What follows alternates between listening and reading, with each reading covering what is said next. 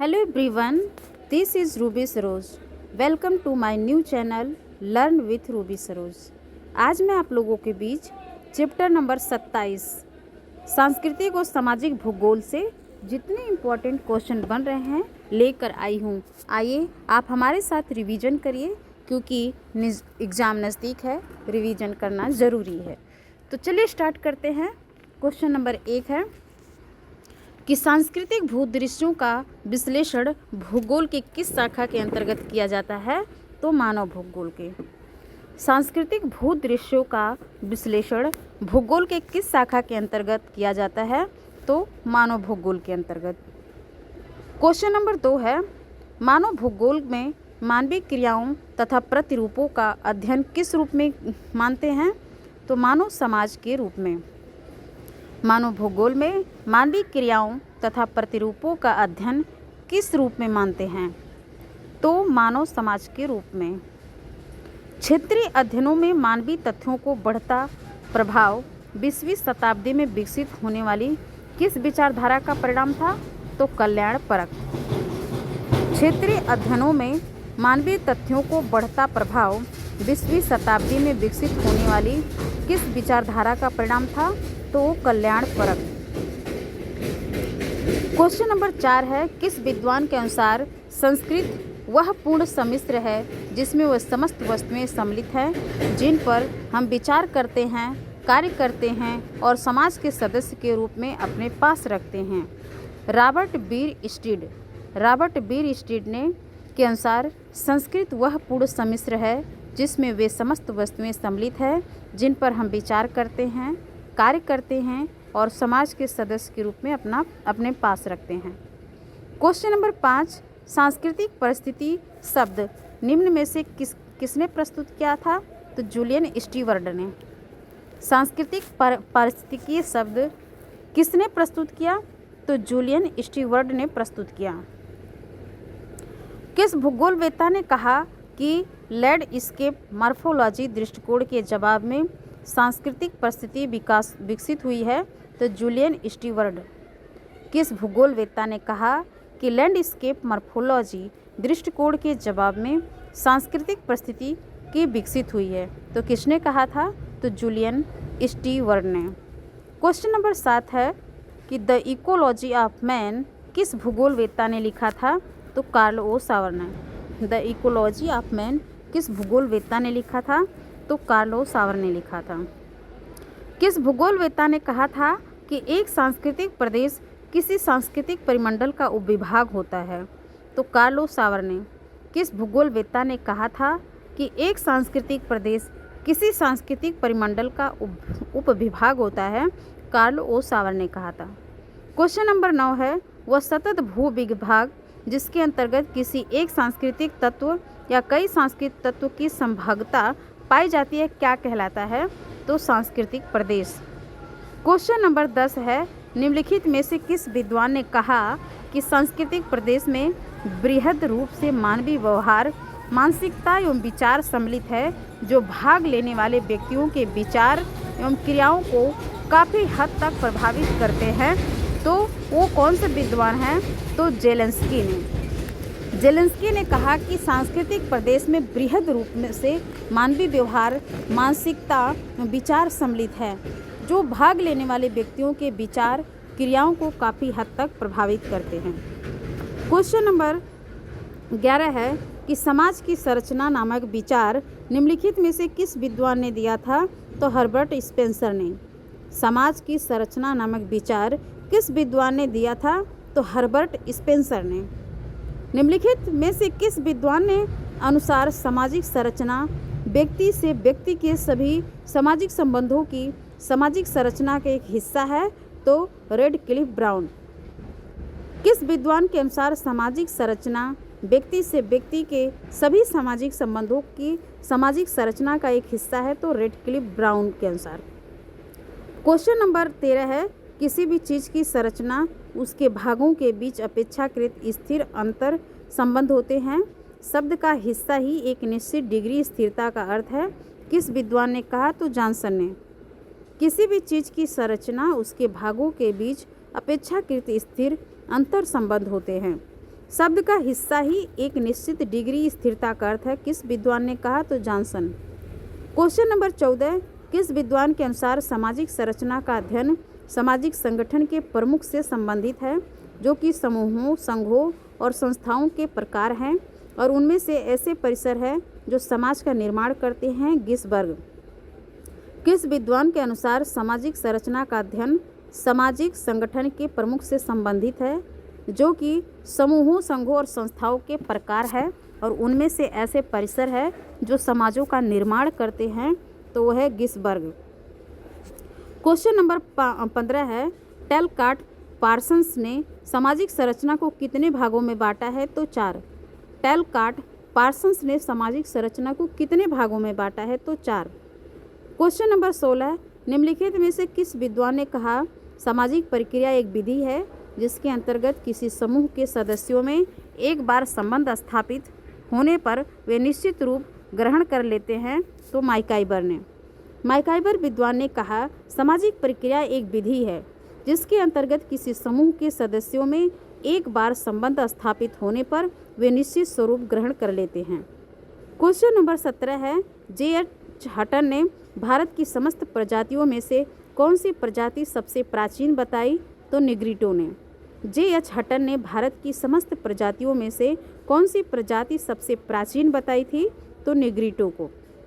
Question number 18 है, जनसंख्या में प्रजाति तत्व का प्रकाशन किस विद्वान ने किया था? तो गुहा ने। जनसंख्या में प्रजाति तत्व का प्रकाशन गुहा विद्वान ने किया था। रिसले ने भारतीय प्रजातियों का सर्वप्रथम अध्ययन 1909 में किया था। रिसले ने भारतीय प्रजातियों का सर्वप्रथम अध्ययन किस वर्ष किया? तो 1909 में। क्वेश्चन नंबर 20 है, किस विद्वान ने कहा कि भारतीय जनसंख्या में स्थित प्रजाति वर्ग अत्यंत प्राचीन लक्षणों से युक्त है? तो गुहा के अनुसार है। क्वेश्चन नंबर 21 है कि निम्नलिखित में से कौन से विद्वान ने भौगोलिक वितरण को प्रजातियों के वर्गीकरण का आधार बनाया है और शारीरिक लक्षणों पर कम ध्यान दिया है? तो हैडन ने। कौन से विद्वान ने भौगोलिक वितरण को प्रजातियों के वर्गीकरण का आधार बनाया है और शारीरिक लक्षणों पर कम ध्यान दिया है? तो हैडन ने। क्वेश्चन नंबर 22, डॉक्टर गुहा ने त्रावणकोर, कोचीन के कादर लोगों तथा अंडमान द्वीप समूहों के मूल निवासियों को किस प्रजाति का प्रतिनिधि माना है? तो निग्रिटो। डॉक्टर गुहा ने त्रावणकोर, कोचीन के कादर लोगों तथा अंडमान द्वीप समूह के मूल निवासियों को किस प्रजाति का प्रतिनिधि माना है? तो निग्रिटो।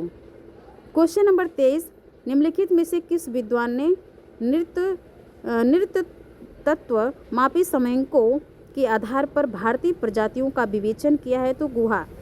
कौन से विद्वान है जो नृत्य तत्व मापी समयांकों के आधार पर भारतीय प्रजातियों का विवेचन किया है? तो गुहा। लंबे कद वाली दिनारिक प्रजाति जिसका चेहरा अपेक्षाकृत लंबा तथा नासिक पतली लंबी होती है, भारत में किस क्षेत्र में नहीं पाई जाती है? तो आंध्र प्रदेश में नहीं पाई जाती है। भारत में निम्नलिखित में से कौन सी प्रजाति का आगमन पूर्वोक्त सभी प्रजातियों के बाद हुआ है? तो नार्डिक। क्वेश्चन नंबर 26 है, किस प्रजाति के लोगों की संख्या भारत में अत्यल्प है? तो आर्मीनाड। किस प्रजाति के लोगों की संख्या भारत में अत्यल्प है? तो आर्मीनाड। क्वेश्चन नंबर 27 है, हिंदू धर्म भारत का बृहत्तम धर्म है। भारत के हिंदुओं की जनसंख्या विश्व की कुल जनसंख्या का कितना % है? तो 20% है। हिंदू धर्म भारत का बृहत्तम धर्म है। भारत के हिंदुओं की जनसंख्या विश्व की कुल जनसंख्या का 20% है। क्वेश्चन नंबर 28, जनगणना 2011 के अनुसार भारत के कुल जनसंख्या में मुस्लिम जनसंख्या का अनुपात कितने % है? तो 14.2% है। किस धर्म में अहिंसा और शरीर क्लेश को अधिक महत्व देता है? तो जैन धर्म में। जैन धर्म में अहिंसा और शरीर क्लेश को अधिक महत्व देता है। क्वेश्चन नंबर 30 है, बौद्ध धर्म की उत्पत्ति दुखवाद को लेकर हुई है, इसकी जन्मस्थली किस देश में है? तो भारत। बौद्ध धर्म की उत्पत्ति दुखवाद से लेकर हुई है, इसकी जन्मस्थली किस देश में है? तो भारत में। निम्नलिखित दी गई भाषाओं में भारत की प्रमुख तीसरी भाषा कौन सी है? तो तेलुगु। जनगणना 2011 के अनुसार भारत में अनुसूचित जनजातियों की जनसंख्या कुल जनसंख्या के कितने परसेंट है? तो 8.6% है। 2011 के अनुसार भारत में अनुसूचित जनजातियों की जनसंख्या कुल जनसंख्या का 8.6% है। क्वेश्चन नंबर 33 है कि भारत के किस राज्य में जनजातीय जनसंख्या का संकेंद्रण है? तो मध्य प्रदेश। भारत के मध्य प्रदेश राज्य में जनजातीय जनसंख्या का संकेंद्रण है। क्वेश्चन नंबर 34, भारत के उत्तरी क्षेत्र में पाई जाने वाली जनजाति गुज्जर किस राज्य में प्रमुख जनजाति है? तो कश्मीर। भारत के उत्तरी क्षेत्र में पाई जाने वाली जनजाति गुज्जर किस राज्य में प्रमुख जनजाति है? तो कश्मीर।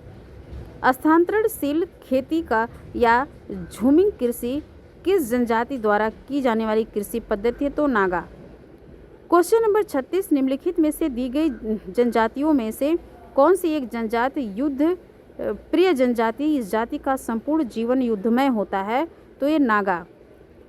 क्वेश्चन नंबर 37, निम्नलिखित में से कौन सी एक जनजाति मिश्रित जनजाति है जिसने मंगोलिया और द्रविड़ दोनों प्रजातियों के लक्षण है? तो थारू के हैं। क्वेश्चन नंबर 38, उत्तर प्रदेश के भाबर तराई क्षेत्र में कौन सी जनजाति पाई जाती है? तो थारू। किस जनजाति के लोगों का एक विकसित प्रादेशिक संगठन है जो पंचायती व्यवस्था पर आधारित है? तो संथाल। संथाल जनजाति के लोगों का एक विकसित प्रादेशिक संगठन है जो पंचायती व्यवस्था पर आधारित है। क्वेश्चन नंबर 40, भारत में किस जनजाति को भारत की मूल प्रजाति द्रविड़ से संबंधित माना जाता है? तो संथाल। संथाल जनजाति को भारत की मूल प्रजाति द्रविड़ से संबंधित माना जाता है। क्वेश्चन नंबर 41, भारत की प्रमुख जनजातियों में से एक संथाल भारत के किस क्षेत्र में निवास करती है? तो छोटा नागपुर पठार। क्वेश्चन नंबर 42 है, कौन सी जनजाति इतिहासकार के अनुसार प्राचीन काल का एक अत्यंत प्रभावशाली जाति थी? तो गोंड। जो गोंड जनजाति इतिहासकार के अनुसार प्राचीन काल में एक अत्यंत प्रभावशाली जाति थी। क्वेश्चन नंबर 43, किस जनजाति के लोगों का निवास क्षेत्र वनाच्छादित पहाड़ी तथा जहाँ की भूमि लावा की मोटी परत से ढकी हुई है? तो कौन से हैं? तो गोंड जनजाति। क्वेश्चन नंबर 44 है, गोंड जनजाति सर्वोच्च स्थान किस गोंड जाति को प्राप्त है? तो राजगोंड। गोंड जनजाति में सर्वोच्च स्थान राजगोंड जाति को प्राप्त है। क्वेश्चन नंबर 45, गोंड जनजाति भारत के किस क्षेत्र में प्रमुखतः निवास करती है? तो मध्य प्रदेश और छत्तीसगढ़ के पठारी क्षेत्र में। क्वेश्चन नंबर 46 है, भारत के जनजाति में संथाल और गोंड के बाद तीसरा बृहत्तम समूह किस जनजाति का है? तो भील का। भारत की जनजातियों में संथाल और गोंड के बाद तीसरा बृहत्तम समूह किस जनजाति का है? तो भील का है। क्वेश्चन नंबर 47 से भीलों का निवास क्षेत्र मूलतः निम्न में से कहाँ है? तो कह रहे विंध्याचल, सतपुड़ा, अरावली के पर्वतीय भाग। विंध्याचल, सतपुड़ा, अरावली के पर्वतीय भाग में जो है कि भीलों का निवास क्षेत्र है। क्वेश्चन नंबर 48, कौन सी जनजाति कृषि उपकरणों तथा औजारों की पूजा करती है? तो भील। भील जनजाति कृषि उपकरणों तथा औजारों की पूजा करती है। क्वेश्चन नंबर 49, कौन सी जनजाति दी गई निम्नलिखित जनजातियों में से अधिक सुंदर जाति है? तो टोडा। टोडा जनजाति अधिक सुंदर जाति है। टोडा शब्द किस भाषा का विकृत शब्द है जिसका अर्थ चरवाहा या पशु चालक है? तो तमिल। टोडा शब्द तमिल भाषा का विकृत शब्द है जिसका अर्थ चरवाहा या पशु चालक है। क्वेश्चन नंबर 51, टोडा जनजाति भारत के किस क्षेत्र में निवास करती है? तो टोडा जनजाति भारत के नीलगिरी पर्वतीय क्षेत्र में निवास करती है। क्वेश्चन नंबर 52, निम्नलिखित में से कौन सी जनजाति बहुपत्री तथा बहुपत्नी विवाह करती है? तो टोडा जनजाति। क्वेश्चन नंबर 53, निम्नलिखित में से कौन सी जनजाति संयुक्त परिवार प्रणाली अपनाती है? तो टोडा जनजाति संयुक्त परिवार प्रणाली अपनाती है। क्वेश्चन नंबर 54, कौन सी जनजाति का व्यवसाय मुख्यतः पशुपालन है? तो टोडा जनजाति का व्यवसाय मुख्यतः पशुपालन है। क्वेश्चन नंबर 55, निम्नलिखित में से कौन सी जनजाति प्रकृति प्रेमी होती है इसलिए अपनी संतानों का नामकरण भी नदियों, पर्वतों और वृक्षों आदि के नाम पर करते हैं? तो टोडा जनजाति। डीएम स्मिथ ने सामाजिक खुशहाली को प्रकट करने हेतु निम्नलिखित कितने संकेतकों को सेट को उपयोगी बताया? तो 7 सेट को। किस विद्वान ने कहा था कि विकास के लक्ष्यों की परिभाषा कुपोषण, बीमारी, निरक्षरता, गरीबी, बेरोजगारी और असमानताओं में क्रमिक कमी करने और अंततः उन्हें समाप्त करने के रूप में जानी जाती है? तो महबूब उल हक। किस विद्वान ने कहा था? कहे कि महबूब उल हक ने कहा कि विकास के लक्ष्यों की परिभाषा कुपोषण, बीमारी, निरक्षरता, गरीबी, बेरोजगारी, असमानताओं में क्रमिक कमी करने और अंततः उन्हें समाप्त करने के रूप में जानी जाती है। क्वेश्चन नंबर जो है कि 58 है, कौन सा आयाम मानव विकास के 3 मौलिक आयामों की औसत उपलब्धि का घोतक नहीं है? तो सुदृढ़ आर्थिक स्थिति, लंबा एवं स्वस्थ जीवन, ज्ञान तक पहुंच, उच्च जीवन स्तर, ये सभी आयाम मानव विकास के 3 मौलिक आयामों की औसत उपलब्धि का घोतक है, लेकिन ये 58 का बी नहीं है। क्वेश्चन नंबर 59 है, किस विद्वान ने कहा कि एक रोग या बीमारी के फैलने के लिए औसतन इसे अपने मेजबान के मरने या फिर से ठीक होने से पहले एक नए मेजबान को सफलतापूर्वक प्रसारित करना होगा? ये कथन है थेल्स होल्स का। एक रोग या बीमारी के फैलने के लिए औसतन इसे अपने मेजबान को मरने या फिर से ठीक होने से पहले एक नए मेजबान को सफलतापूर्वक प्रसारित करना होगा। यह कथन थेल्स होल्स का है। विश्व स्वास्थ्य संगठन के अनुसार हर वर्ष विश्व में कीटनाशकों के परिणाम स्वरूप कितनी मौतें हो रही हैं? तो 2.5 लाख। तो WHO के अनुसार हर वर्ष विश्व में कीटनाशकों के परिणाम स्वरूप 2.5 लाख मौतें हो रही हैं। क्वेश्चन नंबर 61 है, डाइक्लोरो डाइफिनाल टाइक्लोराइथिन DDT एक कीटनाशक है। उसकी शुरुआत अमेरिका देश में सर्वप्रथम की गई थी। उसकी शुरुआत किस देश में की गई थी? अमेरिका देश में सर्वप्रथम की गई थी। क्वेश्चन नंबर 62 है, सीसा लेड मनुष्य में किस रोग का महत्वपूर्ण कारक है? तो सीसा या लेड लकवा रोग का महत्वपूर्ण कारक है। किसके कारण मनुष्य के शरीर में सीसा सांद्रण होता है? तो वाहनों के निकलने वाले धुएं से। वाहनों से निकलने वाले धुएं से मनुष्य के शरीर में सीसा सांद्रण होता है। पारा या मरकरी जो एक तरल धातु है या मानव व पशु दोनों के लिए हानिकारक होती है, इनका प्रयोग किस उद्योग में किया जाता है? तो प्लास्टिक उद्योग में। पारा या मरकरी जो एक तरल धातु है, मानव व पशु दोनों के लिए हानिकारक होती है, इसका प्रयोग प्लास्टिक उद्योग में किया जाता है। क्वेश्चन नंबर 65, मनुष्यों में फेफड़ों का कैंसर किसके कारण होता है? तो एस्बेस्टस के कारण। मनुष्यों में फेफड़ों का कैंसर एस्बेस्टस के कारण होता है। क्वेश्चन नंबर 66, मिनमेटा की घटना विश्व के किस देश में घटित हुई थी? तो मिनमेटा की घटना जापान देश में घटित हुई थी। भोपाल गैस त्रासदी की घटना भारत में किस वर्ष घटित हुई थी? तो 1984 में। भोपाल गैस त्रासदी की घटना 1984 वर्ष में घटित हुई थी। लव कैनाल एक पुराने जहरीले गोदाम से रिसाव होने पर पूरा समुदाय प्रदूषित हो गया था। यह किस देश से संबंधित है? तो अमेरिका। लव कैनाल एक पुराने जहरीले गोदाम से रिसाव होने पर पूरा समुदाय प्रदूषित हो गया था। यह अमेरिका देश से संबंधित है। सेबेसी इटली की घटना किस वर्ष हुई जिसमें एक कारखाने में जहरीले रसायनों के रिसाव के कारण पशुओं की मृत्यु हुई थी? तो 1976। इटली की घटना किस वर्ष हुई थी जिसमें एक कारखाने में जहरीले रसायनों के रिसाव कारण पशुओं की मृत्यु हुई? तो 1976। क्वेश्चन नंबर जो है कि 70 है कि जेस्से की घटना जिसमें पाइपलाइन फटने से 500 से अधिक लोग मारे गए थे, वो नाइजीरिया से संबंधित है। जेस्से की घटना जिसमें पाइपलाइन फटने से 500 से अधिक लोग मारे गए थे, नाइजीरिया से संबंधित है। वर्तमान समय में सरकार स्वास्थ्य सेवाओं पर GDP का कितने % खर्च करती है? तो 1.2% खर्च करती है।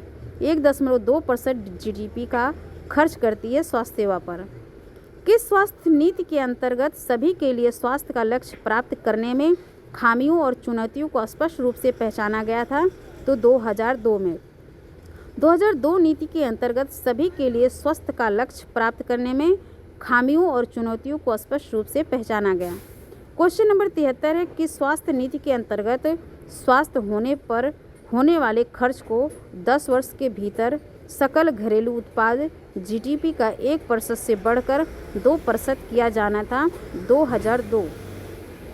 क्वेश्चन नंबर 74, निम्नलिखित में से किस स्वास्थ्य नीति के अंतर्गत सरकार ने विशेषज्ञों और आम जनता की व्यापक प्रतिक्रिया प्राप्त करने के लिए मसौदे को सार्वजनिक मंच पर प्रस्तुत किया था? तो 2014 स्वास्थ्य नीति के अंतर्गत सरकार ने विशेषज्ञों और आम जनता की व्यापक प्रतिक्रिया प्राप्त करने के लिए मसौदे को सार्वजनिक मंच पर प्रस्तुत किया।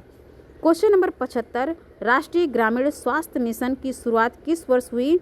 तो राष्ट्रीय ग्रामीण स्वास्थ्य मिशन की शुरुआत 2015 वर्ष में हुई।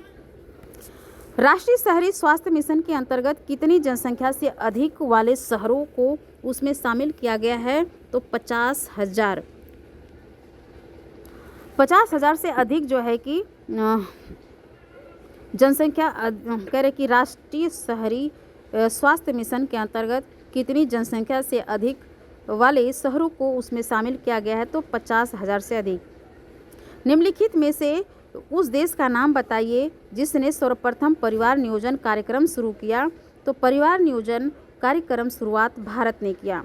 भारत में परिवार नियोजन कार्यक्रम किस वर्ष शुरू किया गया? तो 1952 में। भारत में परिवार नियोजन 1952 में शुरू किया गया था। क्वेश्चन नंबर 79 है कि राष्ट्रीय स्वास्थ्य बीमा योजना जो लोगों को स्वास्थ्य बीमा कवरेज प्रदान करने हेतु शुरू किया गया, इसमें किन लोगों को शामिल किया गया था? तो गरीबी रेखा से नीचे रहने वाले लोगों को। गरीबी रेखा से नीचे रहने वाले लोगों को राष्ट्रीय स्वास्थ्य बीमा योजना जो लोगों को स्वास्थ्य बीमा कवरेज प्रदान करने हेतु शुरू किया गया, शामिल किया गया था। 80 में है कि राष्ट्रीय स्वास्थ्य बीमा योजना के अंतर्गत की गई भुगतान राशि में केंद्र व राज्य का कितना प्रतिशत योगदान है? तो 75% केंद्र, 25% राज्य। राष्ट्रीय स्वास्थ्य बीमा योजना के अंतर्गत भुगतान की गई राशि में केंद्र और राज्य में कितना प्रतिशत है? तो केंद्र का 75 और राज्य का 25% योगदान रहता है राष्ट्रीय स्वास्थ्य बीमा योजना में। क्वेश्चन नंबर 81 कि राष्ट्रीय स्वास्थ्य गारंटी मिशन NHM के लिए कौन बीमारी संबंधित नहीं है? तो पोलियो। मलेरिया, कैंसर, मधुमेह है, लेकिन पोलियो जो है कि राष्ट्रीय स्वास्थ्य गारंटी मिशन बीमारी से संबंधित नहीं है। क्वेश्चन नंबर 82 है कि प्रधानमंत्री सुरक्षित मातृत्व अभियान PMSMA का लक्ष्य निम्नलिखित में से कौन सा है? मातृ व शिशु दोनों मृत्यु दर को कम करना है। मातृ एवं शिशु दोनों मृत्यु दर को कम करना है। प्रधानमंत्री सुरक्षित मातृत्व अभियान का लक्ष्य है कि मातृ और शिशु दोनों मृत्यु दर को कम करना है। कायाकल्प नामक अभियान की शुरुआत केंद्रीय स्वास्थ्य और परिवार कल्याण मंत्रालय ने किस वर्ष शुरू की? तो 2015। कायाकल्प नामक अभियान की शुरुआत केंद्रीय स्वास्थ्य और परिवार कल्याण मंत्रालय ने 2015 में शुरू की। क्वेश्चन नंबर 84 है किस वर्ष भारत सरकार ने संपूर्ण टीकाकरण कार्यक्रम UIP यूनिवर्सल इम्यूनाइजेशन प्रोग्राम की शुरुआत की थी? तो 1985 में। 1985 में भारत सरकार ने संपूर्ण टीकाकरण कार्यक्रम UIP यूनिवर्सल इम्यूनाइजेशन प्रोग्राम की शुरुआत की थी। क्वेश्चन नंबर 85 है मिशन इंद्रधनुष किससे संबंधित है? तो छोटे बच्चों को बीमारियों से बचाने के लिए टीकाकरण करें। छोटे बच्चों को बीमारियों से बचाने के लिए टीकाकरण करना इंद्रधनुष से संबंधित है। मिशन इंद्रधनुष के अंतर्गत 7 बीमारियों को शामिल किया गया है। कौन नहीं है? तो मधुमेह नहीं है, पोलियो, टीबी, काली खांसी है, लेकिन मधुमेह शामिल नहीं है इंद्रधनुष में, मिशन इंद्रधनुष में। क्वेश्चन नंबर 87 है प्रधानमंत्री जन आरोग्य योजना का शुभारंभ कब किया गया था? तो 23 सितंबर 2018 को। प्रधानमंत्री जन आरोग्य योजना का शुभारंभ 23 सितंबर 2018 को किया गया। क्वेश्चन नंबर 88 है प्रधानमंत्री जन आरोग्य योजना के अंतर्गत कितने करोड़ गरीब परिवार को प्रतिवर्ष 5 लाख रुपये तक मुफ्त इलाज की सुविधा है? तो 10 करोड़। प्रधानमंत्री जन आरोग्य योजना के अंतर्गत 10 करोड़ गरीब परिवारों को प्रतिवर्ष 5 लाख रुपये तक मुफ्त इलाज की सुविधा है। क्वेश्चन नंबर 89 है भारत के किस शहर को भारत की स्वास्थ्य राजधानी कहा गया है? तो चेन्नई। चेन्नई शहर को भारत की स्वास्थ्य राजधानी कहा गया है। 2015 में भारत में चिकित्सा पर्यटन क्षेत्र $3 बिलियन था, जो 2020 में कितना हो जाने का अनुमान है, तो $9 बिलियन। 2015 में भारत में चिकित्सा पर्यटन क्षेत्र $3 बिलियन था, जो 2020 में $9 बिलियन हो जाने का अनुमान है। क्वेश्चन नंबर 91, फरवरी 2019 में भारत सरकार ने अपनी ई पर्यटन वीज़ा व्यवस्था का विस्तार किया है। इस वीज़ा के तहत रहने की अधिकतम अवधि कितनी है, तो 6 महीने। भारत सरकार ने अपनी ई पर्यटन वीज़ा व्यवस्था का विस्तार किया। इस वीज़ा के तहत रहने की अधिकतम अवधि 6 महीने है। क्वेश्चन नंबर 92 है कि प्रधानमंत्री मातृत्व योजना के अंतर्गत गर्भवती स्त्रियों के पोषण के लिए कितनी नगद राशि प्रदान करने का प्रावधान है, तो 5,000। प्रधानमंत्री मातृत्व योजना के अंतर्गत गर्भवती स्त्रियों के पोषण के लिए 5,000 नगद राशि प्रदान करने का प्रावधान है। क्वेश्चन नंबर 83 है, भारत के किस शहर में विदेश से आने वाले 45% स्वास्थ्य पर्यटक तथा 30 से 40% घरेलू स्वास्थ्य पर्यटक आते हैं, तो चेन्नई में। भारत के चेन्नई शहर में विदेश से आने वाले 45% स्वास्थ्य पर्यटक और 30 से 40% घरेलू स्वास्थ्य पर्यटक आते हैं। क्वेश्चन नंबर 94 है, मिशन इंद्रधनुष के तहत टीकाकरण की वृद्धि दर प्रति वर्ष 5% के साथ किस वर्ष तक सभी बच्चों का टीकाकरण करना है, तो 2020 तक था कि 5% के साथ सभी बच्चों का टीकाकरण करना है। क्वेश्चन नंबर 95, देश में सार्वजनिक स्वास्थ्य प्रणाली को सशक्त बनाने के लिए किस कार्यक्रम का विस्तार किया गया, तो आशा।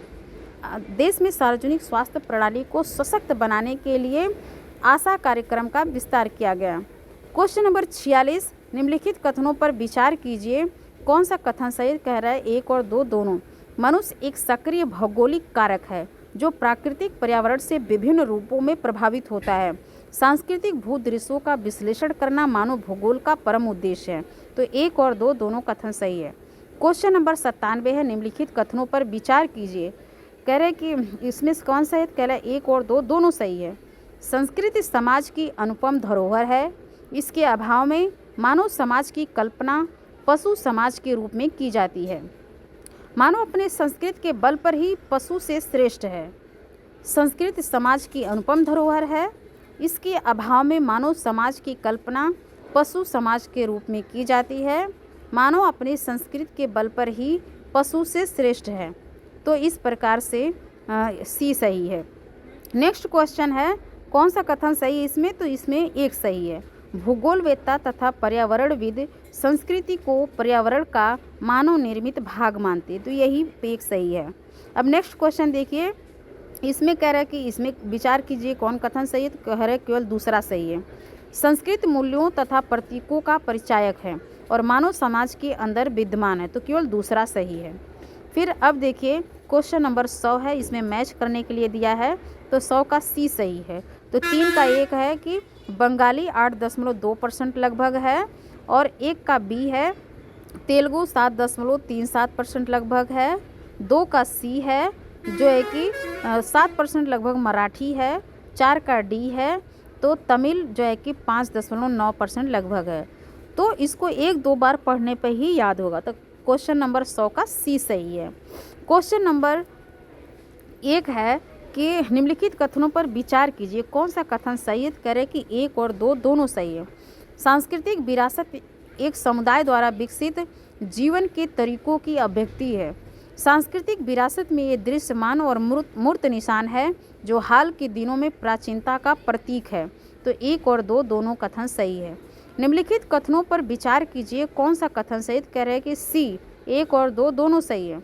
सांस्कृतिक परिस्थिति सामाजिक और भौतिक वातावरण के लिए मानव अनुकूलन का अध्ययन है। सांस्कृतिक पारिस्थितिकीय पर्यावरण परिवर्तन के लिए संस्कृति द्वारा प्रेरित होने के तरीकों का प्रतिनिधित्व करती है, तो 102 का सी है, 1 और 2 दोनों हैं। 103 है, निम्नलिखित कथनों पर विचार कीजिए, कौन सा कथन सही है, तो कह रहे सी 1 और 2 दोनों सही है। समान अर्थ में सतत भूभाग जिसके अंतर्गत किसी एक सांस्कृतिक तत्व या कई सांस्कृतिक तत्वों की समानता पाई जाती है सांस्कृतिक प्रदेश कहलाता है। एक सांस्कृतिक परिमंडल में कई सांस्कृतिक प्रदेश होते हैं। तो 103 का सी सही है। 104 का है कि कौन सा सही है, तो कह रहे कि ए सही है, केवल पहला। एक सांस्कृतिक प्रदेश से दूसरे सांस्कृतिक प्रदेश को सूक्ष्म सांस्कृतिक समानता के आधार पर अलग किया जाता है। तो 104 का ए सही है। 105 में मैच करने को दिया है कि 3 का ए है कि महाराष्ट्र 10.08% है। जनजातियों के प्रतिशत में जो महाराष्ट्र का 10.08%, उड़ीसा का 9.20% है, गुजरात का 8.56% है, छत्तीसगढ़ का 7.50%।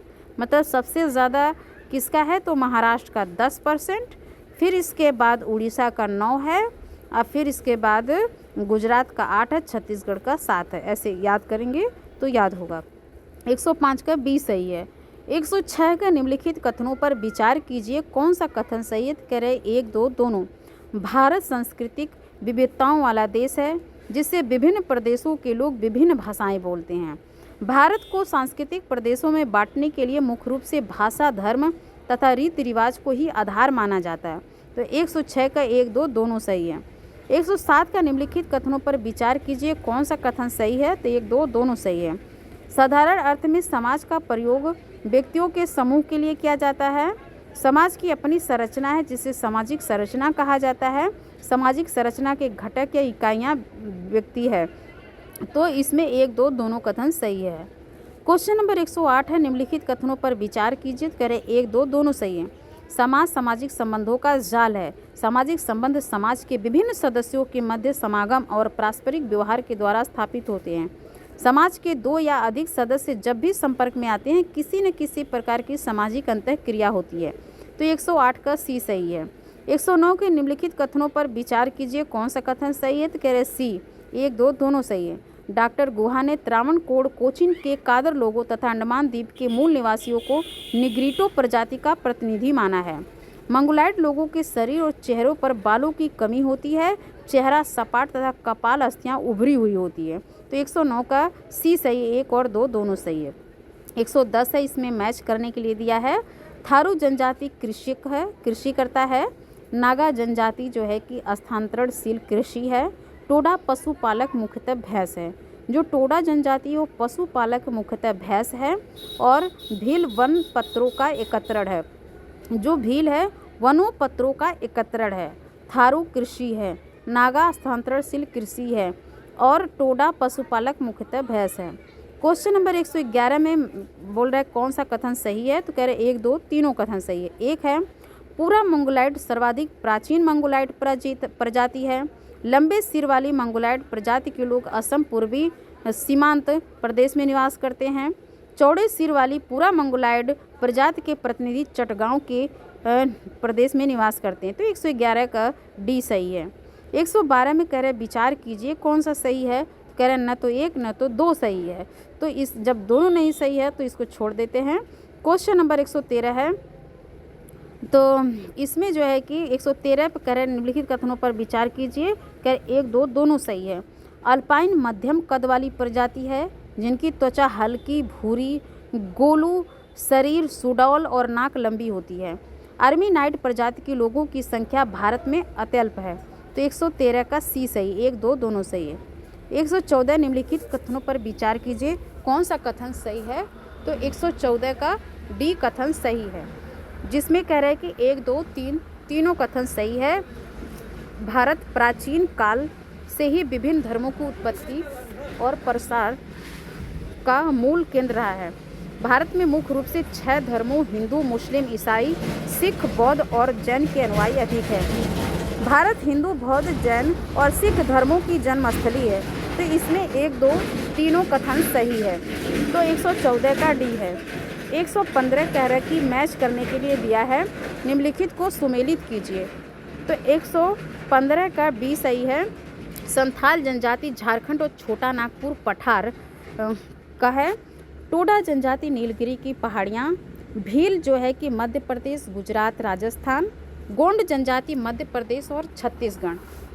तो इस प्रकार से जो है कि 115 का बी सही है। 116 के निम्नलिखित कथनों पर विचार कीजिए, कह रहे इसमें 1, 2 दोनों सही है। हिंदू धर्म भारत का सबसे प्राचीन धर्म है, जिसने ईसा पूर्व 3000 के लगभग आर्यों के साथ भारत में पदार्पण किया था। हिंदू धर्म में सामाजिक शस्त्र विद्यमान है। यह वर्ण व्यवस्था पर बल देता है और समस्त हिंदू समाज 4 वर्णों ब्राह्मण, क्षत्रिय, वैश्य, शूद्र में विभक्त है। तो इस प्रकार से 116 का सी कथन सही है। तो 117 के निम्नलिखित कथनों पर विचार कीजिए, कौन सा कथन सही है। तो कह रहे हैं कि इसमें केवल पहला सत्य है। पहला सत्य कि इस्लाम धर्म का जन्म 7वीं शताब्दी में अरब में हुआ था, जिसके प्रवर्तक हजरत मोहम्मद साहब थे। तो 117 का एक सही है। 118 के निम्नलिखित कथनों पर विचार कीजिए, कौन सा कथन सही है। तो 1 और 3 सही है।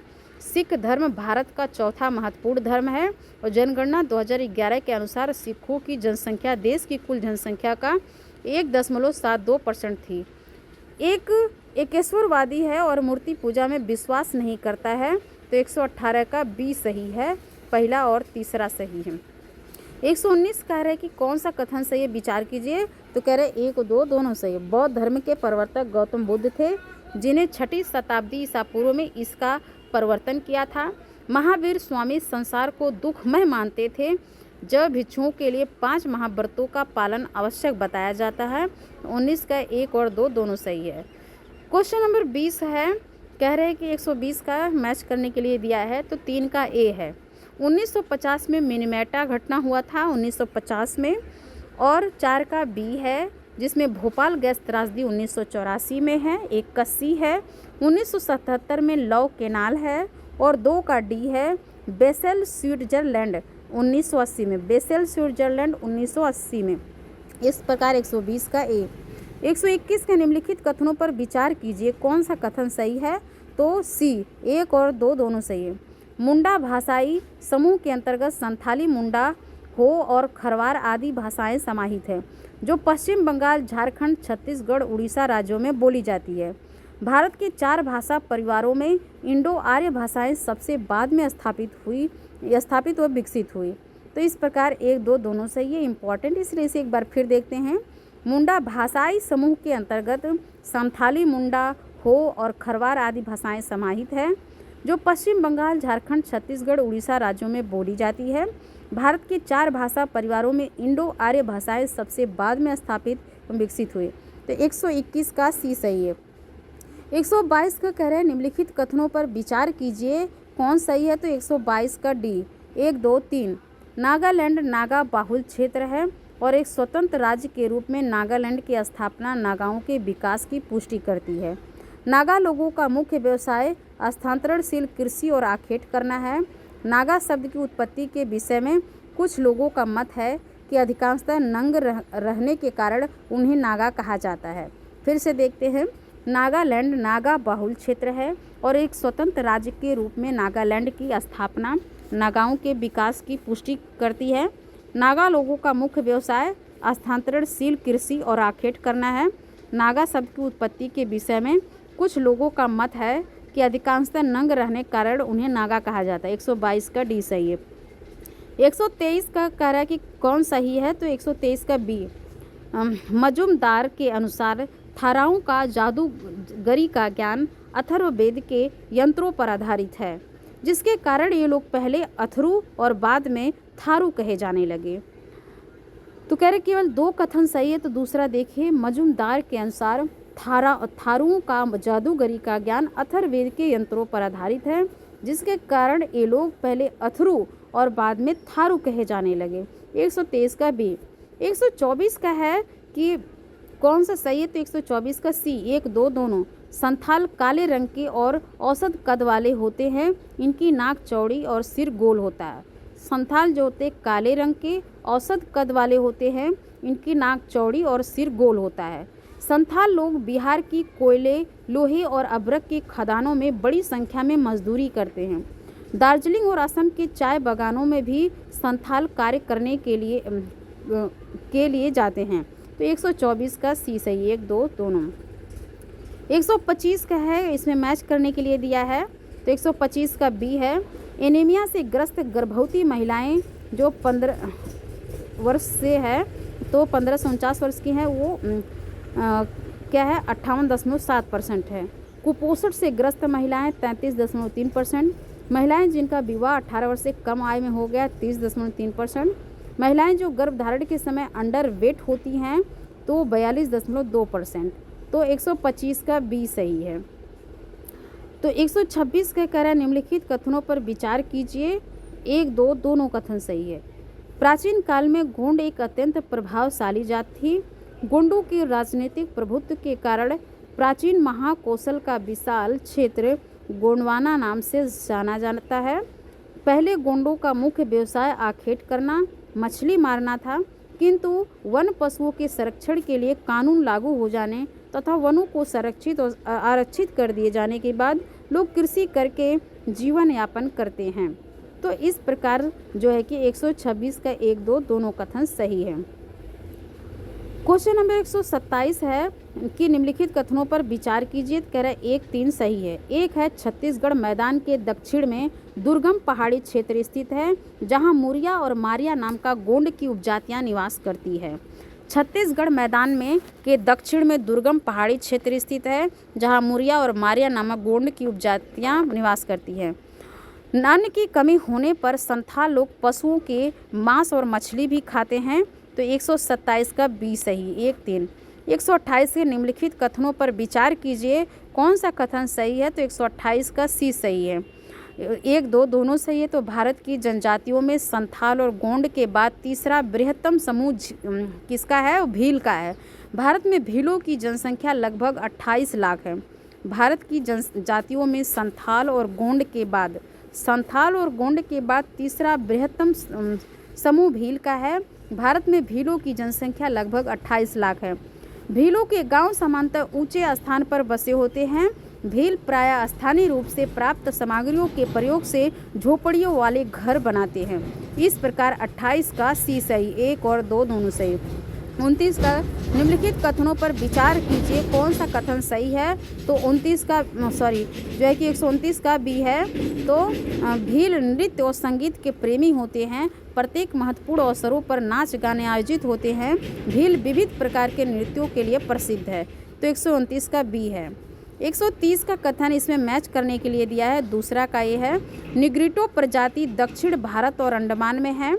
और 1 का बी है, मंगोलाइड प्रजाति हिमालय की उत्तरी पूर्वी पहाड़ियाँ। 3 का सी है, आद्य अस्ट्राइड प्रजाति दक्षिण भारत। 4 का डी है, भूमध्यसागरीय प्रजाति पंजाब से बंगाल है। तो इस प्रकार 130 का ए सही है। तो इस प्रकार से फिर से देख लेते हैं क्योंकि इम्पॉर्टेंट है। निग्रिटो प्रजाति दक्षिण भारत और अंडमान निकोबार द्वीप समूह में है। और मंगोलाइड प्रजाति हिमालय की उत्तर पूर्वी पहाड़ियों में मंगोलाइड है। हिमालय की उत्तर पूर्वी पहाड़ियों में मंगोलाइड है।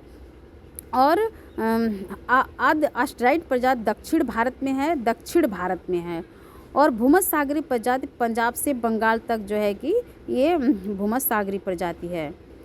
क्वेश्चन नंबर 31 निम्नलिखित कथनों पर विचार कीजिए, कौन कथन सही है। तो करें 1, 2 दोनों। भारत के दक्षिणांचल में नीलगिरी के पर्वतीय क्षेत्र में टोडा नामक आदिवासी रहते हैं। पशुपालन टोडा लोगों का एकमात्र व्यवसाय है। ये लोग पशु पालते हैं, उन्हें चारागाहों पर चराते हैं। 131 का सी। 1, 2 सत्य है। 132 निम्नलिखित कथनों पर विचार कीजिए। 132 का 1, 2 दोनों सही है। टोडा लोग सामान्यतः शाकाहारी होते हैं। ये लोग भैंस के दूध और मक्खन का प्रयोग अधिक करते हैं। टोडा शब्द भी तमिल भाषा का ही विकृत शब्द है जिसका अर्थ चरवाहा या पशु चारक है। तो 132 का सी है। 133 कह रहे हैं निम्नलिखित कथनों पर विचार कीजिए, तो कौन सही है। तो सी। 1, 2 दोनों। सामाजिक खुशहाली का साधारण अर्थ है समाज में रखने वाले लोगों को कुशलता या खुशहाली। उस समाज के लोगों का कुशल क्षेत्र अच्छा माना जाता है जहाँ के लोग अपनी सामाजिक, आर्थिक, सांस्कृतिक तथा राजनीतिक आवश्यकताओं की पूर्ति करने में समर्थ हो। तो 133 का सी है। 134 निम्नलिखित कथनों पर विचार कीजिए, कौन सा सही है। तो कह रहे बी। 1 और 3। सामाजिक खुशहाली के अध्ययन तथा मूल्यांकन का कार्य 1970 के दशक से अधिक तीव्र हो गया है। सामाजिक खुशहाली का प्रमुख संकेतक है कि आय, रोजगार और आवासीय दशा, स्वास्थ्य, शैक्षिक दशा, सामाजिक व्यवस्था, सुविधाएं आदि हैं। तो इस प्रकार से 134 का 1 और 3 सही है। 135 का है कि इसमें मैच करने के लिए दिया है इस्लाम धर्म की कितने परसेंट है भारत की जनसंख्या में प्रतिशत है, तो 14.2% इस्लाम धर्म। ईसाई धर्म 2.30, सिख धर्म जो है 1.72 और पारसी धर्म 0.13। तो इस प्रकार से सबसे ज़्यादा जो है इस्लाम धर्म की 14.2 है। इसके बाद जो है कि 2.3 है ईसाई धर्म की, सिख धर्म, फिर इसके बाद जो है कि सिख धर्म की 1.7, पारसी का 0.13% है। तो 135 का बी है। 136 कह रहा है निम्नलिखित कथनों पर विचार कीजिए, कौन सा कथन सही है, तो 36 का ए, केवल पहला सही है। सामाजिक अपवर्जन वह प्रक्रिया है जिसके द्वारा किसी समूह को मुख्य धारा से निकालकर सीमांत पर पहुंचा दिया जाता है, तो इसलिए 136 का ये सही है। 137 के निम्नलिखित कथनों पर विचार कीजिए, तो इसका 1, 2 दोनों सही है। रोग पारिस्थितिकी तंत्र की एक उपशाखा है जो पर्यावरणीय कारकों के संदर्भ में विशेष रूप से संक्रामक रोग के तंत्र के पेटेंट और प्रभावों से संबंधित है। वैश्विक जलवायु परिवर्तन से मानव स्वास्थ्य पर विशेष रूप से परजीवी और संक्रामक रोगों की गतिशीलता को प्रभावित करने की क्षमता है। 137 के 1, 2 दोनों सही है। 138 है निम्नलिखित कथनों पर विचार कीजिए, कौन सा सही, तो 138 का सी, 1, 2 दोनों सही है। आधुनिक काल में मानव पर्यावरणीय परिवर्तन का सर्वाधिक शक्तिशाली कारक के रूप में क्रियाशील है। मनुष्य के संपर्क में प्राकृतिक पर्यावरण के विभिन्न तत्व जैसे स्थलाकृतिक, वायुमंडलीय तत्व, वायु, आर्द्रता, वर्षा, तापमान आदि, मृदा, जलाशय, प्राकृतिक वनस्पति, जीव जंतु आदि में उल्लेखनीय मात्रा में परिवर्तन हो जाते हैं। क्वेश्चन नंबर 39 है, 139 का है कि निम्नलिखित कथनों पर विचार कीजिए, कह रहे कि 1, 2 तीनों सही है। पीसीबी पॉलीक्लोरिनेटेड बाइफिनाइल होते हैं। ऐसे रासायनिक यौगिक बहुत ही स्थिर होते हैं। पीसीबी वातावरण में लंबे समय तक स्थिर रहते हैं तथा अत्यधिक विषैले होते हैं। डाइऑक्सिन रासायनिक मनुष्य और पशु के लिए बहुत ही विषैले और कैंसर जनक होते हैं। तो इस प्रकार 139 का डी है, 1, 2 तीनों सही है। 140 का निम्नलिखित कथनों पर विचार कीजिए, तो कह रहे कि 1, 2 दोनों सही है। सीसा एक अत्यधिक जहरीली धातु है। वातावरण में फैले शीशे से सब्जियों और फल प्रदूषित हो जाते हैं। भारत में अब सीसा मुक्त पेट्रोल उपलब्ध है। तो 140 का 1, 2 दोनों सही है। सीसा एक अत्यधिक जहरीली धातु है। वातावरण में फैले शीशे से सब्जियों और फल प्रदूषित हो जाते हैं। भारत में अब सीसा मुक्त पेट्रोल उपलब्ध है। 141 के भारत में राष्ट्रीय स्वास्थ्य नीति के संदर्भ में कौन सा कथन सही है, केवल दूसरा सही है। नई राष्ट्रीय स्वास्थ्य नीति 2014 के मसौदे का प्राथमिक लक्ष्य निष्पक्षता, सर्वव्यापीता और समावेशी साझेदारी है। 141 का बी सही है। 142 का है कि आशा योजना के संदर्भ में कौन सा कथन सही है, तो 142 का 1 सही है। ग्रामीण समाज में वंचित वर्गों में शामिल विशेष रूप से महिलाओं एवं बच्चों की स्वास्थ्य संबंधी आवश्यकताओं की पूर्ति करना है, तो 142 का ए सही है। 143 का है राष्ट्रीय शहरी स्वास्थ्य मिशन के संदर्भ में कौन सा कथन सही है, तो कह रहे हैं कि 1 और 3 सही है। राष्ट्रीय शहरी स्वास्थ्य मिशन राष्ट्रीय स्वास्थ्य मिशन की एक उपयोजना है जो शहरी जनसंख्या के अंतर्गत आने वाली सभी नागरिकों को स्वास्थ्य सेवाएं उपलब्ध कराती है। और फिर तीसरा है कि राष्ट्रीय स्वास्थ्य मिशन 2000 में शुरू किया गया था। राष्ट्रीय शहरी स्वास्थ्य मिशन राष्ट्रीय स्वास्थ्य मिशन की एक उपयोजना है जो शहरी जनसंख्या के अंतर्गत आने वाले नागरिकों को स्वास्थ्य सेवाएं उपलब्ध कराती है। राष्ट्रीय शहरी स्वास्थ्य मिशन 2000 में शुरू किया गया। 143 का सी है। 144 की राष्ट्रीय स्वास्थ्य बीमा के संदर्भ में कौन सा कथन असत्य है, तो कह रहे ए, भारत सरकार के स्वास्थ्य परिवार कल्याण मंत्रालय द्वारा गरीबी रेखा से नीचे वाले परिवारों को स्वास्थ्य बीमा कवरेज प्रदान करना है। तो 144 का यही ए गलत है और बाकी सभी कथन सही है। जो सही उसको देखते हैं। असंगठित क्षेत्र के कामगार और उनके परिवार को स्वास्थ्य बीमा कवरेज प्रदान किया जाए। प्रति परिवार प्रतिवर्ष पारिवारिक इकाई के आधार पर कुल बीमा राशि 30,000 होगी। इस योजना के अंतर्गत 75% भुगतान केंद्र सरकार द्वारा, 25% राशि भुगतान राज्य सरकार द्वारा किया जाता है। तो इसलिए राष्ट्रीय स्वास्थ्य बीमा योजना महत्वपूर्ण है, इसे याद रखिएगा। 144 का एक गलत और बाकी सब सही है। 145 है कि मिशन इंद्रधनुष के संदर्भ में कौन सा कथन सही है, कह रहे दोनों कथन सही है। मिशन इंद्रधनुष के अंतर्गत 7 बीमारियों से सम्मिलित किया गया है। मिशन इंद्रधनुष की शुरुआत 25 दिसंबर 2014 को किया गया है। मिशन इंद्रधनुष की शुरुआत कब किया गया, तो 25 दिसंबर 2014 को की गई। तो इस प्रकार से 145 का सी है। 146 के कह रहे हैं कि निम्नलिखित कथनों में से कौन सा कथन असत्य है। कह रहे पहला कथन असत्य है, तो दूसरा देख लेते हैं। आयुष्मान भारत योजना के अंतर्गत स्वास्थ्य एवं आरोग्य केंद्र योजना एवं राष्ट्रीय स्वास्थ्य संरक्षण योजना का प्रारंभ किया गया। 146 का दूसरा केवल सही है। 147 है वैश्विक विकास एजेंडा 2030 के अंतर्गत कौन सा कथन सही? कह रहे दोनों। इस कार्यक्रम में संयुक्त राष्ट्र संघ के 194 देशों ने भाग लिया, जिसके अंतर्गत 17 सतत विकास लक्ष्य 169 लक्ष्य निर्धारित किया गया। 169 लक्ष्य निर्धारित किया गया। इस कार्यक्रम के अंतर्गत विश्व भर में भूखमरी कुपोषण को जड़ से खत्म करना है। तो 147 का सी 1 2 दोनों सही है। 148 है राष्ट्रीय स्वास्थ्य संरक्षण योजना के संदर्भ में कौन सा कथन सही है? तो कह रहे 148 का सी 1 2 दोनों सही है। इसकी शुरुआत 2008 में शुरू की गई। यह योजना राष्ट्रीय स्वास्थ्य बीमा योजना वरिष्ठ नागरिक स्वास्थ्य बीमा योजना का स्थान लेगी। 148 का सी है। 149 से निम्नलिखित तथ्यों से कौन सा कथन असत्य है? 149 का डी है। 1 2 दोनों। प्रधानमंत्री मातृ वंदना योजना के अंतर्गत गर्भवती स्त्रियों के पोषण के लिए नगद 2000 प्रदान करने का प्रावधान किया गया है। राष्ट्रीय ग्रामीण स्वास्थ्य मिशन की शुरुआत 12 मार्च 2015 को की गई थी। इस प्रकार 149 का डी सही है। तो 150 का देखते हैं। क्या इसमें अब कथन कारण दिया हुआ है? ए है कि तो मनुष्य के शरीर में शीशे की मात्रा प्रवास के द्वारा है। क्या है फिर से इसमें दिख नहीं रहा है। शीशा अधिकतर वाहनों से निकलने वाले धुएं से है। तो इसमें कह रहा है ए आर दोनों सही। आर ए का सही व्याख्या है, ये शीशे से संबंधित है इसका। 150 का। 151 का देख लीजिए। मनुष्य एक सक्रिय भौगोलिक कारक है। मनुष्य प्राकृतिक पर्यावरण से विभिन्न रूपों से होता है। तो इसमें भी ए आर दोनों सही। आर ए की सही व्याख्या है। 152 सभ्यता संस्कृति की वाहक है। एक समाज से दूसरे समाज को हस्तांतरण करने के माध्यम से होता है। तो ए आर दोनों सही। आर ए का सही व्याख्या है। 153 है सांस्कृतिक प्रदेश में बृहद रूप से मानवीय व्यवहार मानसिकता और विचार सम्मिलित है। यह प्रदेश भाग लेने वाले व्यक्तियों के विचारों को काफ़ी हद तक प्रभावित करते हैं। ए आर दोनों सही। आर ए का सही व्याख्या है।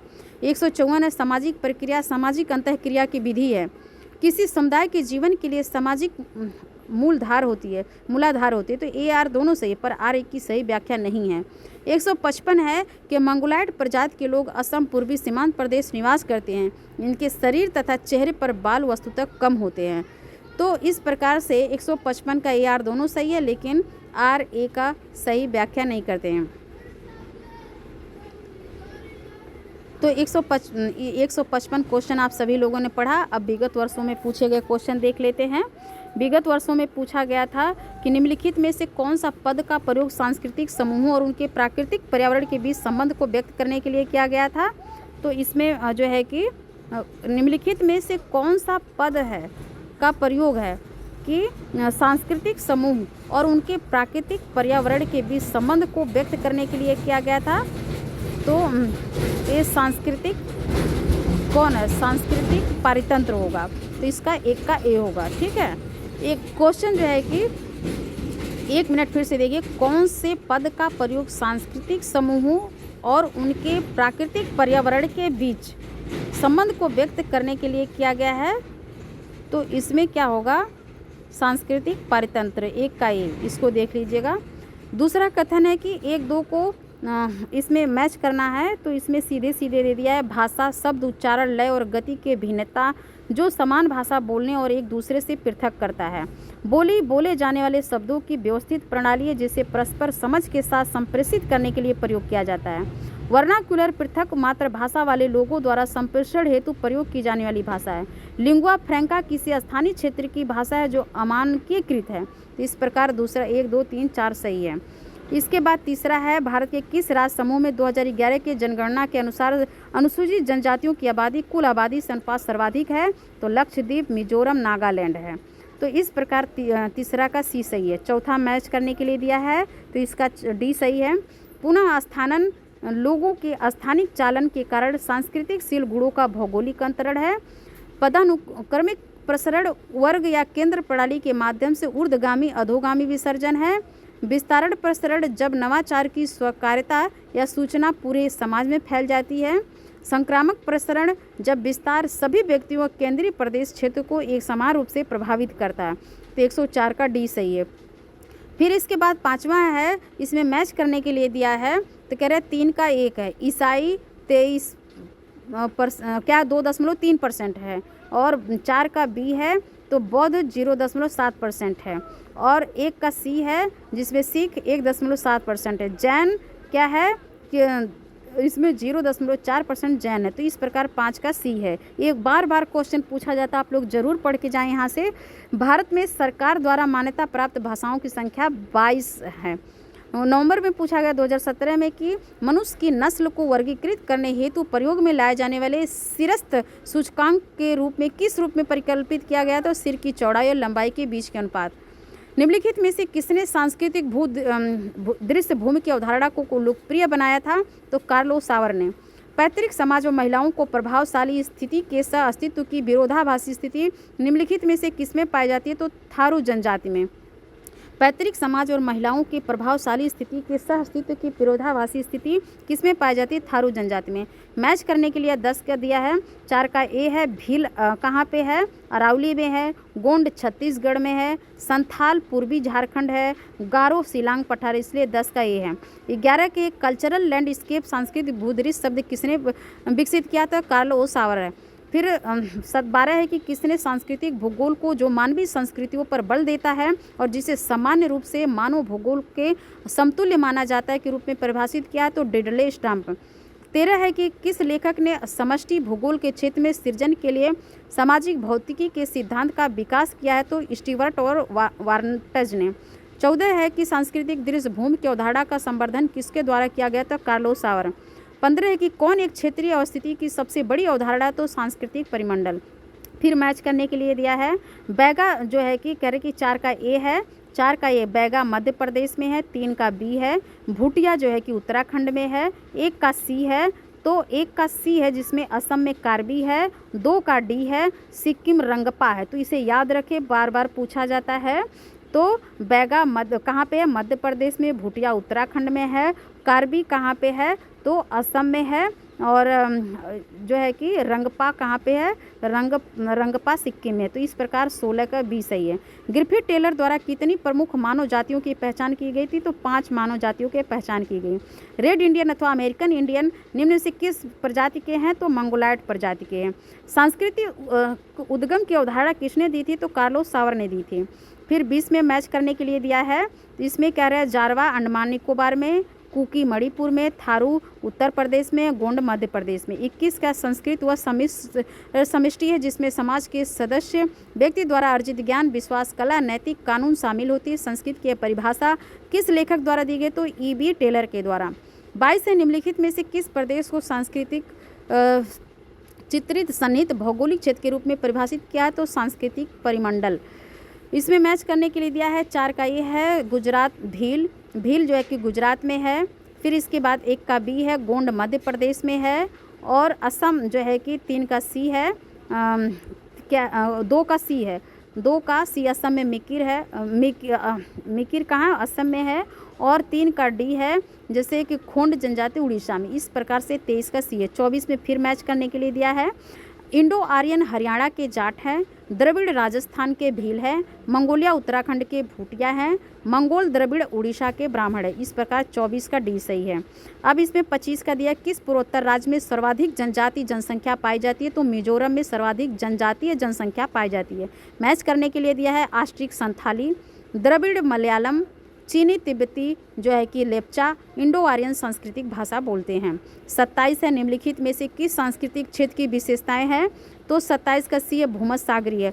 तो इसमें देख लीजिए प्राचीन सभ्यता और क्लासिकी संस्कृति की परंपरा, प्राचीन नगरों, राज्य का उत्थान, कृषि और अंगूर की खेती समेत बागवानी का महत्व, ये सब भूमध्यसागरीय की विशेषता है।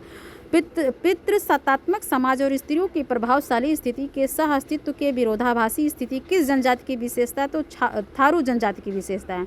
निम्नलिखित में से कौन सा देश विश्व में मानव प्रजातियों का अद्भुत समुच्चय के रूप में जाना जाता है? तो भारत।